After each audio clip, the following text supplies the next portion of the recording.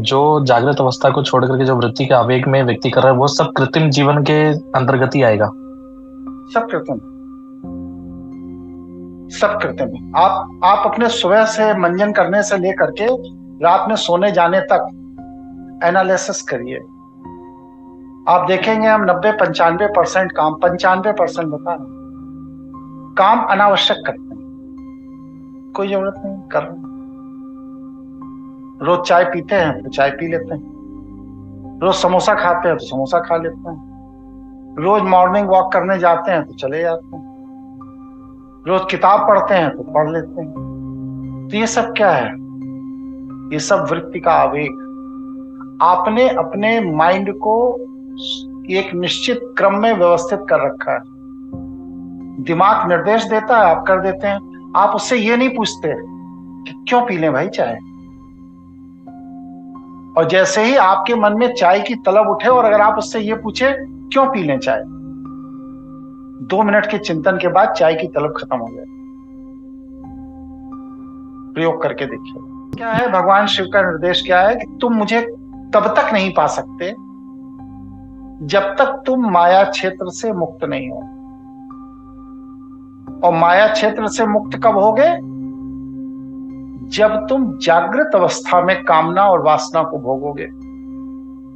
मतलब जब तुम जागृत अवस्था में रसास्वादन करोगे तो वह रसास्वादन तुम्हारी वृत्ति के आवेग का पर्याय नहीं होगा, बल्कि सृष्टि क्रम की आवश्यकता होगी।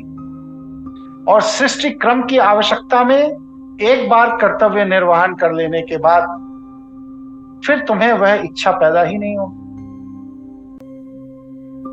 और तुम माया क्षेत्र से मुक्त हो जाओगे। और जब तुम माया क्षेत्र से मुक्त हो जाओगे तो क्या है? जैसे फल शाखा से टूटा तो कहां जाएगा? पृथ्वी पर ही जाएगा और कहीं नहीं जाएगा। उसी तरह तुम जब माया क्षेत्र से छूटोगे तो कहां आओगे? मेरे ही पास आओगे, क्योंकि मैं तुम्हारा अंश हूं और तुम अंशी। और यही प्रकृति का नियम है कि हमेशा अंश अंशी के पास जाता है। पानी किसका अंश है? समुद्र का। समुद्र का। समुद्र कहां है? ढलान में। जिस जगह आप रह रहे हो उससे समुद्र का वाटर लेवल नीचे है। पानी गिराएंगे तो कहां लुढ़क के जाएगा? ढलान में। क्यों? क्योंकि वह समुद्र का अंश है, वह समुद्र तक जाने का मार्ग ढूंढ रहा है और उसे यह मालूम है, पानी इतना विवेकशील है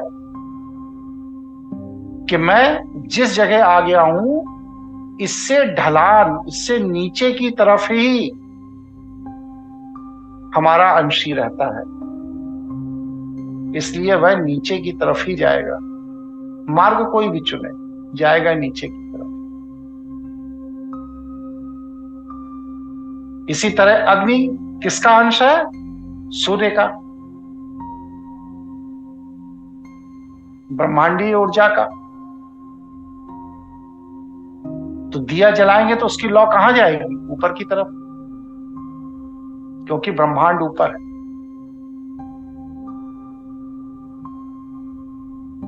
इसलिए हम कहां जाएंगे? क्योंकि हम भगवान शिव का अंश हैं। माया क्षेत्र जब भी छूटेगा तो भगवान शिव की ही गोद में जाएंगे। मुक्त होने का कितना सरल तरीका बता रहा हूं। इससे सरल तरीका कोई हो सकता है? बस सिर्फ एक ही क्रिया तो करनी है कि कामना और वासना को जागृत अवस्था में भोगना है। बस वृत्ति के आवेग में नहीं भोगना है, विवेक शून्य अवस्था में नहीं भोगना है। अगर आप जागृत अवस्था में भोग रहे हैं तो 1 भोग, 2 भोग, 4 भोग के बाद आपके भोगने की वृत्ति समाप्त हो जाएगी। और जब भोगने की वृत्ति समाप्त होगी तो कामना और वासना भी पीछे छूट जाएगी।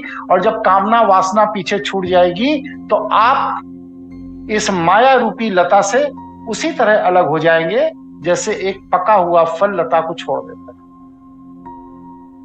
और जब आप अलग होंगे तो कहाँ पहुंचेंगे?